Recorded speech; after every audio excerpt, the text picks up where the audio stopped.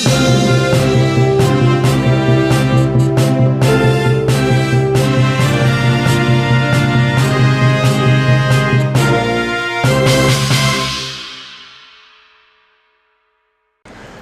দর্শক মণ্ডলী, বাংলা ভিউ টিভির নিয়মিত ক্রীড়া বিষয়ক আয়োজন খেলার মাঠে থেকে স্বাগত জানাচ্ছি আমি তানজিল শাহরিয়ার।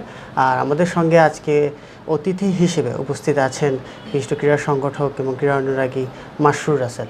মাসরুর রাসেলকে আমরা বাংলা ভিউ টিভির খেলার মাঠে অনুষ্ঠানে স্বাগত জানাচ্ছি। ধন্যবাদ তানজিল শাহরিয়ার, খেলার মাঠে অনুষ্ঠানে আমাকে আমন্ত্রণ জানানোর জন্য বিশেষভাবে আপনাকে ধন্যবাদ।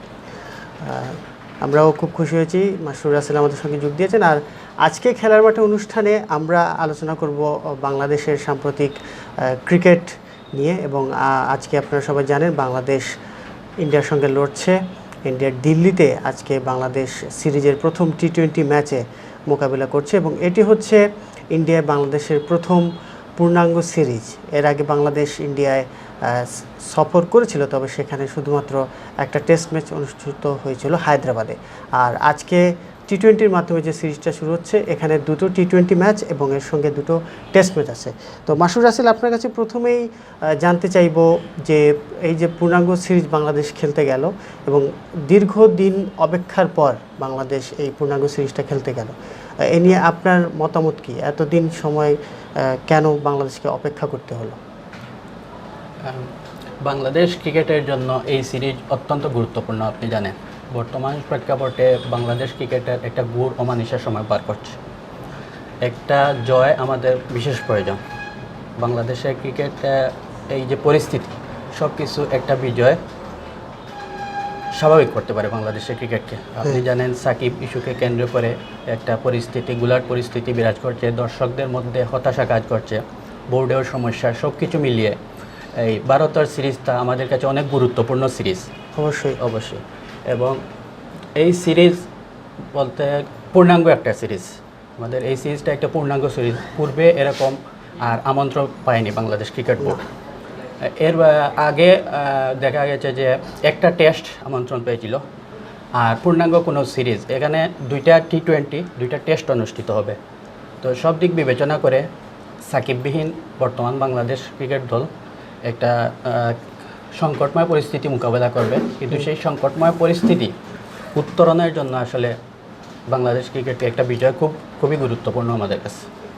অবশ্যই দর্শক সমর্থক যারা আছেন সকলে প্রত্যাশা করছেন যে মাঠের বাইরে ক্রিকেট নিয়ে এই কয়েকদিন বাংলাদেশের যা ঘটনা প্রবাহ ঘটে গেল, এখন হয়তো মাঠের একটা ভালো পারফরমেন্স বাংলাদেশকে এই ক্রিকেটে মনোযোগী হতে হয়তো একটু সাহায্য করবে। তো এক্ষেত্রে একটু জানিয়ে রাখি যে ভেন্যুটাতে আজকে খেলা হচ্ছে সেই দিল্লির আবহাওয়া নিয়ে এবং পরিবেশ নিয়ে কিন্তু প্রচুর সমালোচনা চলছে। বিশেষ করে দিল্লির বায়ু দূষণ, সেটা নিয়ে কিন্তু পত্রপত্রিকা এবং গণমাধ্যমে বেশ সমালোচনা চলছে যে বাংলাদেশ দল সেখানে এই বিরূপ আবহাওয়ার মধ্যে যে খেলতে গেছে এটা নিয়ে। এবং কয়েকটা প্রতিবেদনও প্রকাশিত হয়েছে।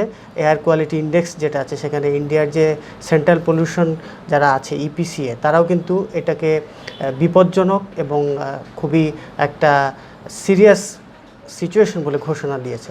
এবং নর্মাল যেটা এয়ার কোয়ালিটি ইন্ডেক্স, সেটা হচ্ছে 101 থেকে 200-র মধ্যে, কিন্তু এখন সেটা 400, কখনো কখনো 500-তে পৌঁছে যাচ্ছে। এবং আমরা দেখেছি অনুশীলনে লিটন দাস, আলামিন হোসেন তারা কিন্তু মাস্ক পরে অনুশীলন করছেন। তো এই যে একটা আবহাওয়া, বিরূপ আবহাওয়া এবং সেটা অস্বাস্থ্যকর আবহাওয়া, নিঃসন্দেহে বলতে হবে একটা দুর্গম শহর হিসেবে দিল্লিকে ইতিমধ্যে ঘোষণা করে দেওয়া হয়েছে। এর মধ্যে যে বাংলাদেশ এইখানে ম্যাচ খেলছে, এখানে ম্যাচ আয়োজন করা হয়েছে, এই যে বিরূপ আবহাওয়ার প্রভাবটা খেলোয়াড়দের উপর তো অবশ্যই পড়বে। এটা কতটুকু খেলাটাকে প্রভাবিত করবে বলে আপনি মনে করেন? আমি এর পূর্বে বলেছি, জানেন যে একটা বিজয় প্রয়োজন, কিন্তু বিজয়টা আসলে কিভাবে আসবে সেটা একটা বিরাট প্রশ্ন। কারণ ইন্ডিয়া ভারতের বিপক্ষে প্রধান প্রতিপক্ষ এখন কিন্তু বায়ু দূষণ বিষয়টা যেটা। কারণ এর পূর্বে এইখানে একটা টেস্ট ম্যাচ শ্রীলঙ্কা বনাম ইন্ডিয়ার একটা টেস্ট ম্যাচ বাতিল হয়েছিল। একদিন না 2 দিন খেলার পর প্লেয়াররা বমি করে, শ্রীলঙ্কার প্লেয়াররা মাঠে অসুস্থ হয়ে পড়েছিলেন। সেই জন্য এটা বাতিল করা হয়েছিল। কিন্তু বাংলাদেশ ক্রিকেট বোর্ড এবং ভারত ক্রিকেট বোর্ড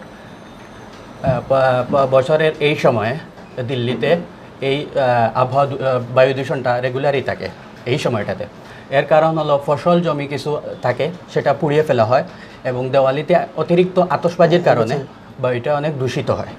সেই দিক বিবেচনা করে আসলে এই টাইমে এই সময়ে আয়োজন করার সেখানে ক্রীড়া বিশ্লেষক সবাই অবাক হয়েছেন। এমনকি আইসিসির প্রতিটা ভেন্যু ম্যাচ আয়োজন করার আগে একটা অগ্রবর্তী টিম পাঠানো হয় সেখানকার সার্বিক পরিস্থিতি, হোটেল, পরিবহন, আবহাওয়া সব কিছু মিলিয়ে একটা রিপোর্ট প্রদান করেন। আমি জানি না কী কারণে এই রিপোর্টটা আসলে এই যে খেলা ফেভারে আসলো, এটা তো খেলার কোনো উপযোগী নেই। কারণ হচ্ছে রাত্রি ম্যাচ, ডে নাইট ম্যাচ, যেখানে রাত্রি ম্যাচ অনুষ্ঠিত হলে যে ডে লাইটের আলোটা, ফ্লাড লাইটের আলোটা এই বায়ু দূষণের যে সাথে মিলে অনেক সময় ক্যাচ ধরতে ফিল্ডারদের বিরাট সমস্যা হবে এবং শ্বাস প্রশ্বাসের বিরাট সমস্যা হয়। আপনি দেখেছেন হয়তো প্র্যাকটিসে অনেক ভিডিও ফুটেজে আমরা দেখেছি যে প্লেয়াররা মাস্ক পরে প্র্যাকটিস করতেছেন, যেখানে অনুশীলন করতে হচ্ছে মাস্ক পরে, সেখানে খেলা কিভাবে সম্ভব এটা আমার আসলেই বোধগম্য হচ্ছে না। এবং বাংলাদেশ ক্রিকেট বোর্ড কিভাবে এই ডাকে সাড়া দিল এই জায়গায়, দিল্লিতে সবাই জানে এখানে আবহাওয়া, বায়ু দূষণ পরিস্থিতি ব্যাপক খারাপ থাকে এবং বর্তমান পরিস্থিতিতে এই বায়ু দূষণের জন্য স্কুল, কলেজ, অনেক জায়গা, বিভিন্ন হোটেল বন্ধ করে দেওয়া হয়েছে। প্রতি বছর এইরকমই করা হয়, কিন্তু এই সময়ে বাংলাদেশ ক্রিকেটে যে ম্যাচ আয়োজন করেছে বা ভারতীয় ক্রিকেট বোর্ড যে আয়োজন করেছে, সেখানে ম্যাচ কীভাবে অনুষ্ঠিত হবে আমি আসলে বোধগম্য হচ্ছে না বিষয়টা। হ্যাঁ, অবশ্যই এটা কিন্তু একটা বেশ চিন্তার বিষয়, কারণ ইতিমধ্যে আমি যেটা বলেছি তাদের যে সেন্ট্রাল পলিউশন কন্ট্রোল বডি ইপিসিএ আছে, তারা কিন্তু জরুরি অবস্থা ঘোষণা করেছে এবং যেটা আমি বলছিলাম যে সবাইকে পরামর্শ দিয়েছে বাসার বাইরে খুব জরুরি কাজ না থাকলে না যাওয়ার জন্য। বাইরে মাস্ক পরে, হ্যাঁ, সাধারণ জনগণ মাস্ক পরে ইউজ করে জিও করছে। তো লোকাল যারা আছে, স্থানীয় মানুষদেরই এরকম সমস্যা হচ্ছে। বাংলাদেশ যেহেতু বাইরে থেকে গেছে তাদের তো আরও বেশি সমস্যা হবে।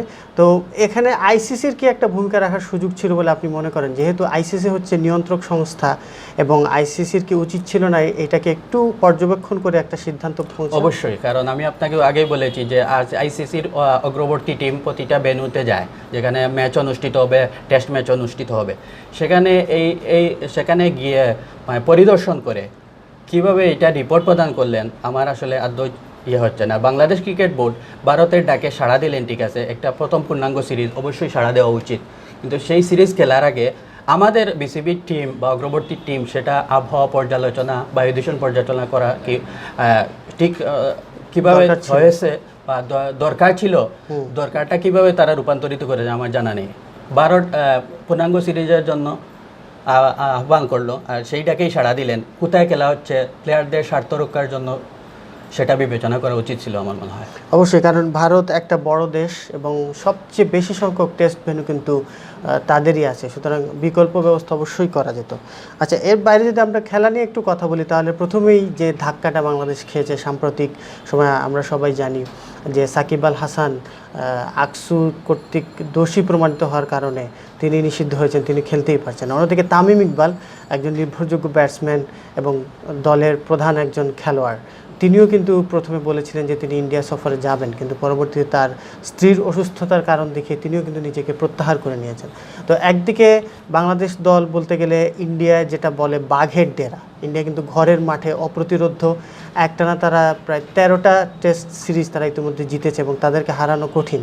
তো সেখানে আমরা যখন দেখলাম যে সাকিব আল হাসান যাচ্ছেন না, তামিম ইকবালও নিজেকে প্রত্যাহার করে নিলেন, আপনার কি মনে হয় তামিম ইকবাল ব্যক্তিগত কারণ দেখে এখানে তার স্ত্রী অসুস্থ এজন্য তিনি নিজেকে প্রত্যাহার করে নিয়েছেন? আপনার কি মনে হয় তামিম ইকবাল যদি অন্তত টি-20 সিরিজটা খেলে দিয়ে আসতেন, সিরিজের শুরুটা যদি একটু তামিম ইকবাল একটু ভালো করে দিয়ে আসতেন, তাহলে সেটাকে বাংলাদেশ দলকে একটু বাড়তি অনুপ্রেরণা দিত কিনা বা একটু সহায়ক ভূমিকা পালন করতো কিনা?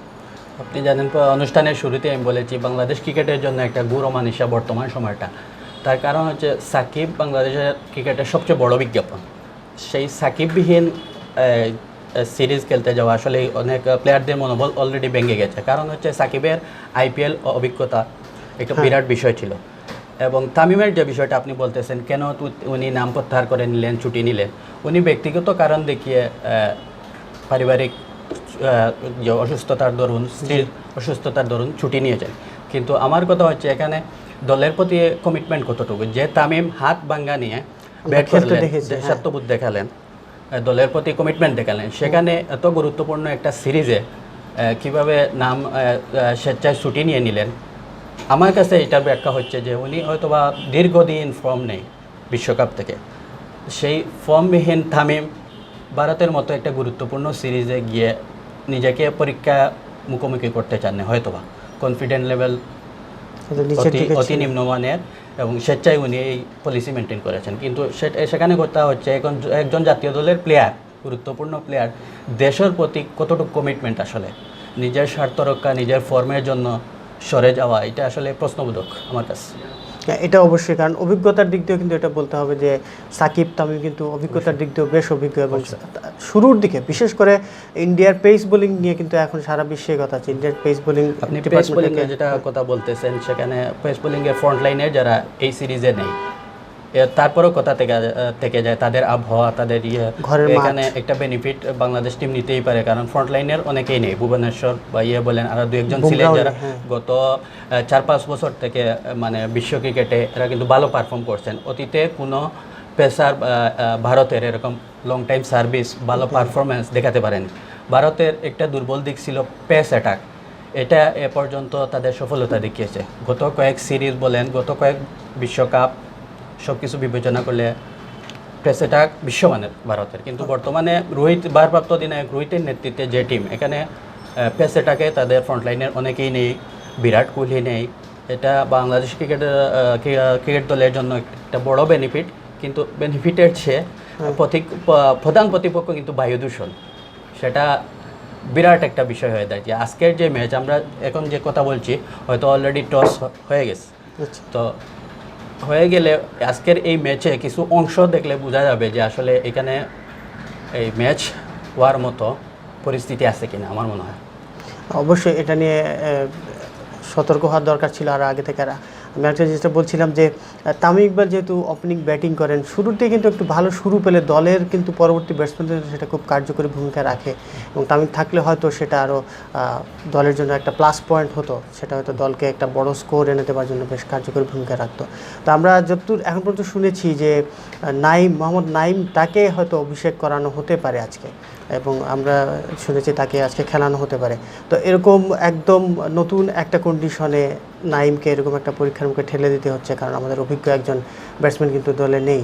তো এটাকে আপনি কীভাবে দেখছেন, যে নতুনের জন্য এটা কি বিশাল কোনো পরীক্ষা হয়ে গেল, নাকি নিজেকে মেলে ধরবার একটা সুযোগ হলো? মোহাম্মদ নাইম বলার মতো আসলে কোনো ইনফো নেই আমাদের কাছে। মানে বিপিএলে ভালো করেছেন, ঢাকা ডায়নামাইটস ছিলেন, বয়সভিত্তিক দলেও তার সরাসরি মোটামুটি পারফরম্যান্স ছিলেন। একটা পাইপলাইন থেকে একটা সিস্টেমের মাধ্যমে জাতীয় দলে ইন করা হয়। আপনি জানেন যে আন্ডার-19 এ টিম, এরপরে এইচপি টিম আছে, এইরকম কোনো পরিস্থিতি মানে নাইম ফেস করেনি। তো কতটুকু সফলতা অর্জন করবে আমার জানা নেই। এবং সাকিবের রিপ্লেস হিসাবে মোহাম্মদ মিথুন আলী, আফিফ এবং নতুন যে আলামিন 3 বছর পর কামব্যাক করেছেন, আরাফাত সানি, এরা পূর্বে খেলেছেন, আমার জানা মতো এরা পারফর্মার ভালো। কিন্তু নাইম শেখের ব্যাপারে আসলে একটা কঠিন গুরুত্বপূর্ণ সিরিজে যেভাবে নাইমকে মানে পরীক্ষা উত্তীর্ণ হওয়ার জন্য একটা কঠিন পরিস্থিতিতে ঠেলে দেওয়া, আমার মনে হয় এটা ক্রিকেট বোর্ডে ভালো হয়নি আসলে। একটা প্লেয়ার শুরুতেই যখন ধাক্কা খায়, তখন সেটা রিকভার করার জন্য আসলে ক্যারিয়ারটাই ধ্বংস হয়ে যায়। এরকম অনেক হয়েছে, অনেক আমরা বাংলাদেশ ক্রিকেটে অনেক নতুন প্লেয়ার জয়েন করেছে, কিন্তু পরবর্তীতে আর পরীক্ষায় উত্তীর্ণ হতে পারে। তাহলে দেখা গেছে তার বয়স আছে, পরবর্তীতে সে আর ভালো পারফর্ম করতে পারছে না, হয়তো এক ম্যাচে ডাক পেয়েছে, পরবর্তীতে আর খেলতেই পারেন। এক্ষেত্রে আফিফের একটা সুযোগ আছে, সাকিবের আমি যতদূর গণমাধ্যম ঘাটাঘাটি করে দেখেছি যে আফিফ হয়তোবা 3 নম্বরে খেলার একটা সুযোগ আছে, সম্ভাবনা আছে। এবং আফিফ গত সিরিজে খুব ভালো করেছেন। এবং আপনি জানেন যে ভারতের যে পিচগুলা আজকে যেখানে খেলা হচ্ছে, ফিরোজ শাহ কোটলা পূর্বে নাম ছিল, অরুণ জেটলি, সেখানে রানের বন্যা বয়। অলরেডি 20টা না কয়টা ম্যাচ হয়েছে, এর মধ্যে 200-র উপরে কাছাকাছি রান হয়েছে এখানে, এবং 205 চেঞ্জ করেও অনেকে বিজয়ী হয়েছে। সুতরাং এখানে রান হবে, সেটা সুযোগ বাংলাদেশকে কাজে লাগাতে হবে, কারণ রান করার জন্য ভারতের যে পেস অ্যাটাক বলেন, স্পিন, ফ্রন্ট লাইনের বোলারগুলো নেই, সেই সুযোগটা বাংলাদেশ টিমকে কাজে লাগাতে হবে। দেখা যাক আসলে বাংলাদেশ কতটা এই সুযোগটা কাজে লাগাতে পারে। তবে মাঠের ক্রিকেটে আসলে আমরা সবাই ফিরতে চাই, যদিও মাঠের বাইরের নানা কারণে কিন্তু ক্রিকেটারদের মনোযোগটা অনেকখানি সরে গেছে। তো এখানে কিন্তু বাংলাদেশ দলে আমরা দেখতে পাচ্ছি যে আরাফাত সানি, আলামিন হোসেন ওরা কিন্তু 3 বছর পর দলে অন্তর্ভুক্ত হয়েছেন। এবং মুস্তাফিজকে নিয়ে অনেক কথা হচ্ছে। মুস্তাফিজ যেহেতু আইপিএলে খেলার অভিজ্ঞতা আছে, অনেকেই বলছেন যে মুস্তাফিজ হয়তো সেই আগের কাটার মাস্টার বা আগের যে তার ক্ষুরধার বোলিং ছিল সেটা এখন আর নেই। তবে তারপরও তাকেই মূল দায়িত্বটা কাঁধে তুলে নিতে হবে, যেহেতু ইন্ডিয়া তার খেলার অভিজ্ঞতাটা অনেক বেশি। তো এক্ষেত্রে আপনার কি মতামত যে বাংলাদেশের বোলিং অ্যাটাকটা এখন যেহেতু সাকিব নেই, সাকিব থাকলে অবশ্যই তার অভিজ্ঞতা, তার বোলিংয়ের যে দক্ষতা সেটা দিয়ে অনেকখানি বাংলাদেশ দলকে সামনে নিতে পারতেন। তো এখন সাকিববিহীন এই বোলিং অ্যাটাকটাকে নেতৃত্ব দেবার জন্য মুস্তাফিজ কতখানি তৈরি, বা মুস্তাফিজকে কিভাবে এগুতে হবে এই ইন্ডিয়ান মাটিতে? আপনার কথার সূত্র ধরে বলি, সাকিববিহীন আসলে একটা বিরাট একাদশ সাজাতে অনেক সমস্যা হয়। তার কারণ হচ্ছে সাকিব না খেললে দুইটা প্লেয়ার খেলাতে হয়, একজন বোলার, একজন ব্যাটসম্যান। আপনি বলেছেন যে মুস্তাফিজের বিষয়টা, মুস্তাফিজ একবার ইনজুরি হওয়ার পর ক্যারিয়ারের শুরুতে যে যাত্রা শুরু করেছিলেন, অতি মানবীয় যেটা বলে পারফরমেন্স, সেটা উনি দেখিয়েছেন। কিন্তু একটা ইনজুরি হওয়ার পর সেই রিদম, সেই কাটার আর এখন আর নেই। আর আইপিএলের অভিজ্ঞতা অবশ্যই কাজে লাগাতে পারেন এবং তার তো অভিজ্ঞতা আছে, কিন্তু সেই গতি, রিদম না থাকার কারণে কতটুকু সফলতা অর্জন করবেন। এবং তার সাথে যোগ হয়েছে 3 বছর পর আলামিন হোসেন পেসার যোগ দিয়েছেন, এবং আমাদের সিলেটের কৃতি সন্তান আবু জায়েদ রাহিও আছেন টিমে। ওনারা আসলে কতটুকু সফলতা অর্জন করবেন আমার বোধগম্য হচ্ছে না, কিন্তু আমি আশাবাদী মুস্তাফিজের ব্যাপারে। কারণ ওনার যে ভেরিয়েশন বলে এগুলা আসলে টি-20 ক্রিকেটে অনেক গুরুত্বপূর্ণ, অবশ্যই গুরুত্বপূর্ণ। কারণ হচ্ছে আপনি এখানে গুড লেন্থ বল করে 6টা বল গুড লেন্থ করে পার পাবেন না, যত ভালো বোলারই হন। সেখানে ভেরিয়েশন থাকতে হবে, of cutter, in cutter, swing, সেগুলোর ক্ষেত্রে মুস্তাফিজ অত্যন্ত সফল অতীত এবং ভারতীয় বিভিন্ন ব্যাটসম্যানদের বুকা বানিয়েছেন অনেক সময়। সেখানে যদি মুস্তাফিজ ক্লিক করেন তাহলে বাংলাদেশ টিমের পেস অ্যাটাক অবশ্যই ক্লিক করবে। আর আলামিনের ব্যাপারে বলা যাচ্ছে না, বিগত কয়েক সিরিজে ছিলেন না 3 বছর পর, হয়তো তার জন্য একটা ভালো দিক যে টিমে টিকে থাকার জন্য কামব্যাক করতে পারেন কিনা সেটাই দেখার বিষয়। আচ্ছা, টস জিতে কিন্তু বাংলাদেশ এই ম্যাচে ফিল্ডিং করবার সিদ্ধান্ত নিয়েছে। আর যেটা বলছিলেন আপনি যে ইন্ডিয়ার মাটিতে ইন্ডিয়া কিন্তু আমরা যেটাই বলি সবসময় বাঘ এবং বাঘের ডেরা, এবং ইন্ডিয়ার ব্যাটিংটা কিন্তু সবসময় শক্তিশালী। এমনকি বিরাট কোহলি, আজিঙ্ক্য রাহানে এরা না থাকলেও শেখর ধাওয়ান, রোহিত শর্মা এরা একাই কিন্তু একটা ম্যাচ ঘুরিয়ে দিতে পারবেন। সঞ্জু স্যামসনকে রাখা হয়েছে। সুতরাং এদিক থেকে আমরা খেয়াল রাখি তাহলে বাংলাদেশ কিন্তু এরপরেও বেশ ভালো একটা পরীক্ষার মধ্যেই পড়তে হচ্ছে ইন্ডিয়ার বিপক্ষে। আর যেহেতু ইন্ডিয়ার মাটিতে খেলা, দিল্লির মতো একটা বিরূপ আবহাওয়ায়, যেখানে আপনি বলছিলেন যে বল দেখতেও হয়তো হাই ক্যাচ হলে বল দেখতেও সমস্যা হবে, একটু গতিতে বল হলে, একটু জোরের বল হলে আমার মনে হচ্ছে সেটা দেখতে হয়তো সমস্যা হতে পারে। তো আরেকটা জিনিস সেখানে একটু আমি বলতে চাই যে ইন্ডিয়ার মাটিতে বাংলাদেশ খেলতে গেছে, সেখানে টি-20 দিয়ে শুরু হচ্ছে এবং টি-20 ম্যাচটা খুব গুরুত্বপূর্ণ। কারণ ইন্ডিয়া প্রচুর টি-20 ম্যাচ খেলে, আইপিএল তারা নিয়মিত খেলে এবং প্রচুর পরিমাণ টি-20 খেলার কারণে তাদের যে চাপ নেবার ক্ষমতা। অন্যদিকে বাংলাদেশ, আমরা বারবারই বলছি সাকিব তামিম নেই, মাশরাফিও টি-20 থেকে অবসর নিয়ে ফেলেছেন। সুতরাং অভিজ্ঞতার একটা বিশাল ঘাটতি বাংলাদেশের থেকে যাবে। এবং একটু আগে আপনি যেটা বললেন যে সাকিব না থাকলে তার রিপ্লেস হিসেবে দুজনকে খেলাতে হয়, তাহলে সেখানে দলের কিন্তু একটা ভারসাম্য, যেটা হয় ভারসাম্যের ক্ষতি হয়।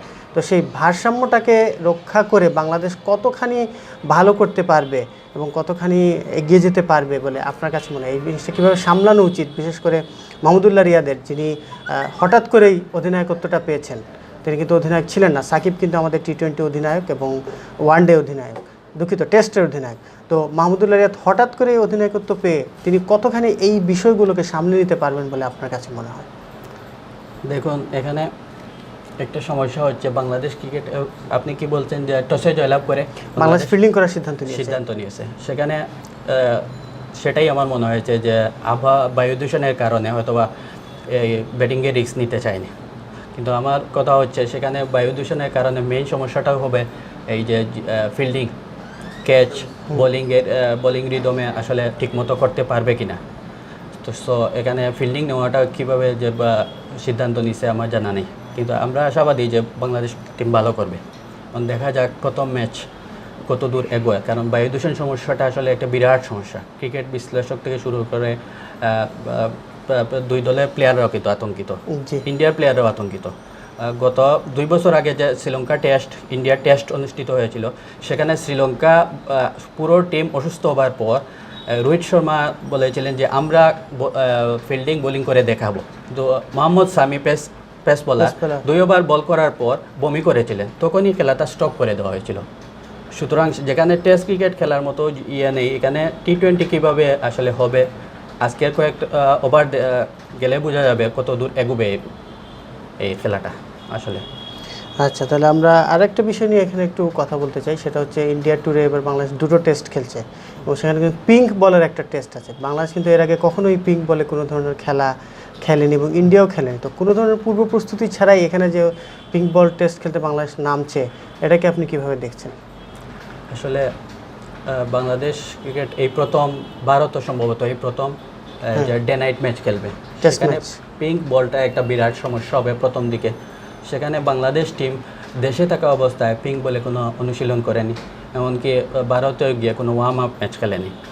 সেখানে টেস্টে বাংলাদেশকে এমনিও স্ট্রাগল করতে হচ্ছে বিগত কয়েক বছর থেকে, যেখানে তামিম নেই, সাকিব নেই, সেখানে এই পিঙ্ক বলের প্র্যাকটিস ছাড়া, কোনো ধরনের অনুমান ছাড়া মানে একটা টেস্ট ম্যাচে নেমে যাওয়া, এইটা কিভাবে আমার বোধগম্য হচ্ছে না আসলে। আর টিমের সাথে যারা আছেন, কে কোচ, সহযোগী কোচ, তারাই কিভাবে সিদ্ধান্ত নিলেন অন্তত একটা ওয়ার্ম আপ ম্যাচ ভারতে গিয়ে আয়োজন করা যেত, রাখা উচিত খেলা, ছিল। তাহলে টিমের যে পরিস্থিতি, বর্তমান পরিস্থিতি, পারফরমেন্স, এগুলো অনুমান করা যেত আমার মনে হয়। আচ্ছা, আমরা অনুষ্ঠানের শেষ প্রান্তে যদি শেষ করবো, তবে শেষ করবার আগে একটা বিষয় নিয়ে একটু কথা বলতে চাই, সেটা হচ্ছে পুরো বাংলাদেশে যেটা নিয়ে উত্তাল এবং বিভিন্ন ধরনের আন্দোলন, বিভিন্ন ধরনের সভা সমাবেশ, প্রতিবাদ, বিক্ষোভ চলছে, সেটা হচ্ছে সাকিব আল হাসানকে আইসিসি 2 বছর নিষেধাজ্ঞা দিয়েছে, 1 বছর স্থগিত নিষেধাজ্ঞা দিয়েছে। 1 বছর পর তিনি ক্রিকেটে ফিরতে পারবেন এবং পরবর্তী 1 বছর তিনি কড়া নজরদারিতে থাকবেন। একই অপরাধ যদি তিনি আবার না করেন, তাহলে সেই 1 বছর পর তিনি নিয়মিতভাবেই খেলতে পারবেন। সেই কারণটা হচ্ছে যে তিনি একজন জুয়ারির সঙ্গে আলাপ করেছিলেন এবং সেটা আইসিসির আকসু, যেটা দুর্নীতি দমন ইউনিট, তারা এটা ইনভেস্টিগেশন করে এটা রিপোর্ট দিয়েছে এবং সাকিব আল হাসানও তার দোষ স্বীকার করে তার শাস্তি মাথা পেতে নিয়েছেন। তবে বাংলাদেশের ক্রিকেট দর্শক, ভক্ত, সমর্থক যারা আছেন এবং সাকিব ভক্তরা যারা আছেন, তারা কিন্তু এটা মানতে পারছেন না। কিন্তু আমরা যদি এখানে একটু খেয়াল করি যে তাকে 3 বার প্রস্তাব দেওয়া হয়েছিল, তিনি একবারও কাউকেই জানাননি, বোর্ডকেও জানাননি এবং আইসিসিকেও জানাননি, দুর্নীতি দমন ইউনিটকেও জানাননি। এবং প্রত্যেকটা সিরিজের আগে, প্রত্যেকটা টুর্নামেন্টের আগে, প্রত্যেকটা ফ্র্যাঞ্চাইজি লিগের আগে এগুলো তারা বিভিন্ন ধরনের সভা করে, বিভিন্ন ধরনের ওয়ার্কশপ করে এগুলো কিন্তু জানিয়ে দেওয়া হয়। তো এখানে কিন্তু সাকিব তার অবস্থানটা পরিষ্কার করেছেন যে তিনি তার দোষটা স্বীকার করে নিয়েছেন, মাথা পেতে নিয়েছেন। এরপরেও তার এই শাস্তি কমানোর জন্য যে আন্দোলন চলছে বা তার কথাবার্তা নিয়ে, তার এই শাস্তি নিয়ে যে বিক্ষোভ প্রদর্শন করা হচ্ছে, এটাকে আপনি কতটুকু যৌক্তিক মনে করছেন? আর সাকিব আল হাসান কি পুরোপুরি নির্দোষ কিনা, আপনার কি মতামত? সাকিবের যে ব্যাপারটা আপনি বলেছেন, যে এই যে আকসুর ব্যাপারটা, আসলে অনেক ক্রিকেট দর্শক এবং বিভিন্ন ক্রিকেট বিশ্লেষক বিষয়টা যাচাই বাছাই না করে পরোক্ষভাবে বাংলাদেশ ক্রিকেট বোর্ডকে দায়ী করছেন। আসলে এখানে বিষয়টা বুঝতে হবে আমাদের, বা আকসু এমন একটা সংগঠন, আইসিসি তাদেরকে ক্ষমতা দিয়েছে এবং স্বতন্ত্র ক্ষমতা, যেটা আইসিসির কোনো কর্মকর্তার বিরুদ্ধেও তারা তদন্ত করতে পারবে। এবং এই যে আকসুর গোয়েন্দা বিভাগের যিনি প্রধান, উনি হচ্ছেন ব্রিটেনের রানী পদকপ্রাপ্ত একজন কর্মকর্তা। তার ব্যাপারে নিঃসন্দেহে উনি নিরপেক্ষ। কিন্তু কথা হচ্ছে সাকিবের যে ব্যাপারটা, সাকিবের ব্যাপারটা হচ্ছে উনি অন্যায় করেননি, কিন্তু ভুল করেছেন। কিন্তু একজন পেশাদার ক্রিকেটার হিসাবে আমি ব্যক্তিগতভাবে ধরে নিব তিনি অন্যায় করেছেন, কারণ আকসু এসব ব্যাপারে প্রতিটা সিরিজের আগে ইনফরমেশন, টিপস, বিভিন্ন সভা সেমিনারে ব্রিফিং করা হয়। কিন্তু উনি কী করেছেন, এর আগে 2008-10 সালেও বিভিন্ন বুকে যোগাযোগ করলে জানিয়েছেন, কিন্তু এইবার 3বার 6 মাসের মধ্যে অযাচিত কারণে উনি আর ইনফর্ম করেননি। অ্যাটলিস্ট যদি বোর্ডের কাউকে জানিয়ে রাখতেন, তার একটা হয়তো বা বাঁচার সুযোগ ছিল, মৌখিকভাবে জানিয়ে রাখলে হয়তো বাঁচার সুযোগ ছিল। কিন্তু সাকিব এমন একটা প্লেয়ার, দেখেন মনের দিক দিয়ে অনেক শক্ত ক্রিকেটার, বলবেন কিভাবে?